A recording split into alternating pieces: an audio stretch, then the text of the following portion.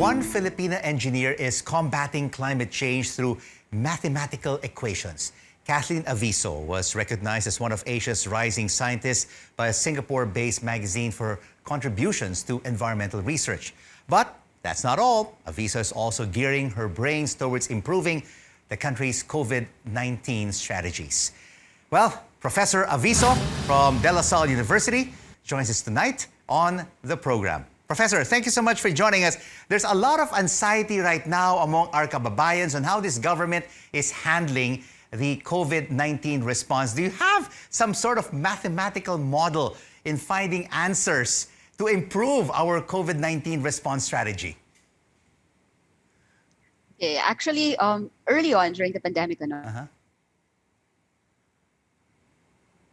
researchers from De La Salle University. So me and my colleagues actually developed a model for antiviral allocation, which took into consideration, for example, efficacy of drugs in trying to reduce the intensity of our of the virus, and at the same time take into consideration the available resources of our healthcare facilities. So our initial model results actually showed that if we knew the efficacy of these drugs and we knew our capabilities, it's possible to reduce our mortality rates if we can allocate these drugs efficiently.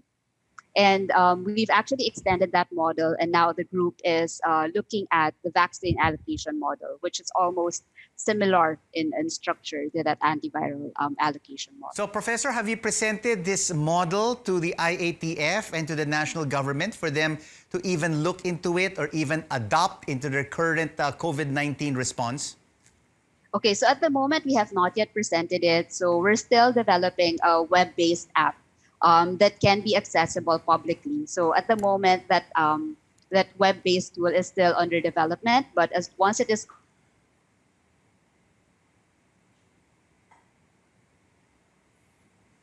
We're experiencing some technical issues with Professor Aviso as well. Okay, Professor, right now in the country, we have over 1 million doses of COVID-19 vaccines. From your point of view, are we efficiently allocating the COVID supply vaccines that we have right now? I have no idea, at the current situation that we have or what. What I can say is that it is possible to identify solutions. For example, if we have particular targets or objectives. So in the initial models that we made, it's possible to develop models wherein we want to target either reducing the spread of the virus or we want to reduce the mortality rates of the country. And these two can potentially result in different allocation procedures. Very interesting models that you have presented to us this evening, Professor Aviso. But let's now take a look at the backstory. How did you get started in chemical engineering, and what inspired you to become one? So even as a child, I really liked doing math, and when I was in high school, I also enjoyed chemistry. So initially, I wanted to be a doctor, but I wasn't sure if I could endure all the years in medicine.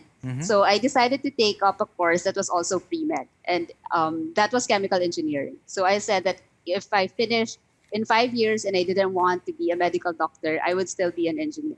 So that's where it started. And then later on, I decided to pursue my graduate studies at De La Salle University. Initially, I just wanted to teach.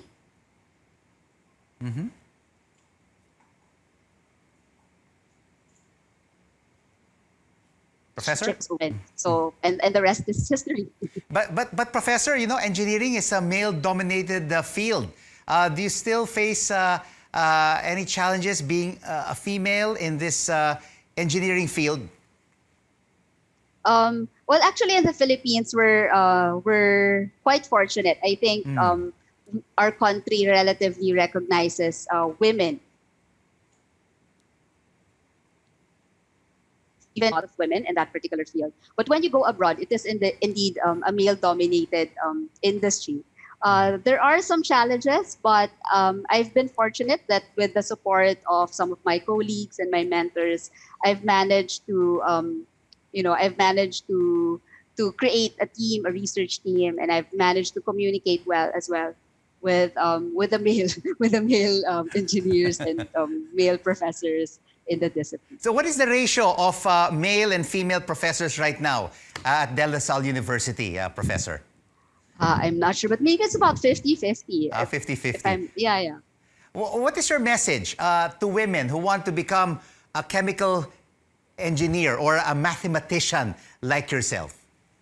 Well, I think that if you really want to do it, don't be afraid to do it. Work hard and believe in yourself because anything is possible. Thank you so much for that mantra, for that motto in life. Thank you so much for joining us, Dr. Kathleen Aviso, Chemical Engineering Professor at De La Salle University.